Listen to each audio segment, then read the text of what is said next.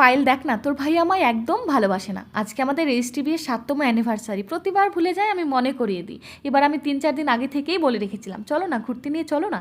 বলেছিল ঠিক আছে নিয়ে যাব। আজকে আমি আশা করে বসে আছি, এই দেখ সেই 7 বছর আগে রেজিস্ট্রির দিন যে শাড়িটা পরেছিলাম সেটা পরেছি, মাথায় ফুল দিয়েছি। সে অফিস থেকে ফিরলো কিন্তু আমার দিকে লক্ষ্যই করলো না। ওপর থেকে আবার বন্ধুর ফোন এলো, কোথাও পিকনিক আছে, সেখানে বেরিয়ে গেল। তাহলে আমার কি কষ্ট হয় না বলতো? সে তো বাইরে গেলই, প্রতিদিন বন্ধুদের সাথেই ঘুরতে যায়, অন্তত আজকের দিনটা আমাদের সাথে করে নিয়ে যেতে পারতো। দেখ মেয়েটাও কেমন মুখ শুকনো করে বসে আছে। ভাইয়া সত্যি এটা ঠিক করেনি দিদি। চলো না আমি তুমি আর বাচ্চারা মিলেই পার্টিটা করি। না রে, আমার মন ভালো নেই, যাই শাড়িটা ছেড়ে ফেলি। দিদি বাড়ি গেল আর আমি সেই সন্ধ্যেতেই স্প্রিং রোল বানালাম, বানিয়ে যে সবজিটা বেঁচেছিল সেটা দিয়ে বাচ্চাদের চাউমিন বানিয়ে দিদিকে আর দিদির মেয়েকে জোর করে ডেকে নিয়ে এলাম। তারপর আমরা বসে সুখের দুঃখের গল্প আর স্ন্যাক্সের সাথে খুব সুন্দর সন্ধে কাটালাম।